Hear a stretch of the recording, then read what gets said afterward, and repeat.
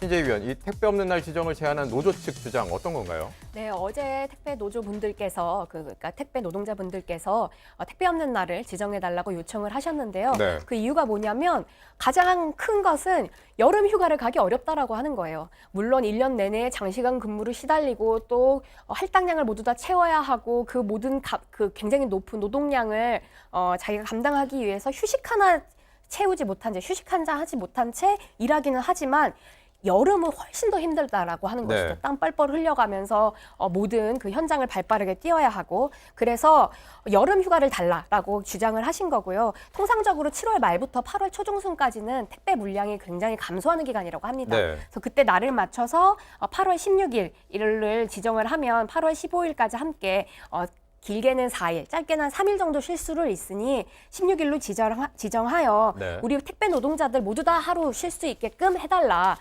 근데 여기에선 기업의 문제뿐만이 아니라 이 소비자들, 국민분들께서 양해가 필요하니 함께 이 여름 휴가를 만드는 것을 지지해달라라고 기자회견을 하신 겁니다. 네, 올해 8월 15일 광복절이 목요일이니까 다음 날인 금요일 8월 16일을 이 쉬는 날로 좀 지정을 하게 되면 네. 최장 나흘까지도 쉴 수 있으니. 네, 맞습니다. 아마 이제 실제로 노동조합들이 이렇게 요구하는 것이 받아들여지더라도 그 네.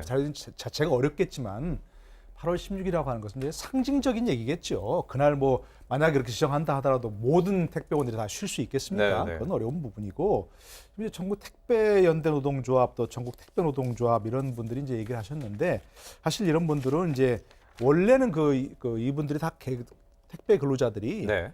전부 개인 사업자이기 때문에 원래는 노조를 결성할 수가 없는 그런 성격의 근로자들이죠. 성격 그런데 이제 어쨌든 지금 이제 특수 형태 근로자들이 이렇게 노조를 조직할 수 있게 돼 있기 때문에 네. 이런 전국 택배연대 노동조합 또 전국 택배 노동조합 이런 것들이 이제 결성돼 있고 현재 이런 그 노조의 주장은 아무래도 아까 지금 얘기한 것처럼 이 근로자들이 굉장히 열악한 환경에서 일하고 있다. 이런 분들의 어떤 이 근로 조건을 좀 관심을 가져달라. 이런 상징적인 얘기를 하는 것 같습니다. 네, 김남국 의원, 이 네. 노조 측 주장에 대해서 택배업체 측은 좀 어떤 입장을 보이고 있나요? 이 회사 측은 좀 입장을 완전히 좀 달리하고 있는데요. 택배 기사님들이 개인 사업자이기 때문에 쉬려고 한다면 개별적으로 본인들이 자율적으로 쉬는 것이다라고 이렇게 이야기를 하고 있고요. 네. 만약 이제 16일 쉬는 날을 일률적으로 정해버리게 된다라고 한다면 14일 날 집하했던 물량을 한 3일 뒤에 토요일에나 배송할 수 있게 되는데 그러면 그동안의 고객사의 불만이라든가 소비자의 불만은 어떻게 하느냐? 또 토요일 날 배송하는 업체가 없다라고 한다. 그러니까 토요일 날 배송하지 않는 택배 회사들 같은 경우에는 월요일 날에야 배송할 수 있게 되는데 네. 신선식품 같은 경우에는 하루 그날 이렇게 집하하고 그 다음 날 배송해야 되는 그런 부분이 있기 때문에 불가능하다라고 이렇게 이야기를 하고 있고요. 한 대형 택배사 같은 경우에는 만약 이렇게 어떤 택배 기사님이 쉬고 싶다라고 한다면 다른 택배 기사님이 그 해당 지역의 물량을 함께 소화하는 방향으로 이 휴가를 좀 보내는 것을 장려하고 있고 네. 그다음에 그럴 경우에는 이것을 좀 도와주는 측면에서 이 수당 수수료를 1.5배로 이렇게 해서 운영 중에 있다라고 이렇게 이야기를 하고 있는 상황입니다. 네. 현실적으로 굉장히 불가능한 얘기라고 봅니다. 택배라는 게 뭐 하루 참아도 되는 것도 있지만 반드시 그날 긴급히 보내야 될 일도 개인 사정에 따라 있는 거예요. 그러니까 저런 걸 만약 한다 그래도 아마 정말 필요한 사람은 수요가 생기는 것이고 거기에 맞춰서 지금 말한 대로 그런 룰과 관계없이 택배하는 사람이 나올 수도 있습니다. 저는 뭐 그날 정말 쉬는 게 현실성이 있느냐 없느냐 이런 걸 떠나서 한번 진짜 택배 기사들의 열악한 노동 현실을 온 국민이 되새겨보는 어떤 계기를 가져보자. 이런 차원에서 저것이 이제 나온다고 봅니다. 예. 그런 상징적인 의미도 있지만 물론 조금 더 구체적으로 들어가 보면 이분들이 휴가를 가기 위해서는 어떻게 해야 하냐면 본인들에게 그 지정되었던 오는 이 할당량들을 다른 사람에게 줘야 되거든요. 그럼 건당 500원이 더 든다라고 하는 거예요. 네. 그럼 본인이 그날 돈을 못 버는 것뿐만이 아니라 돈을 더 내가면서 휴가를 써야 한다라고 하는 것이죠.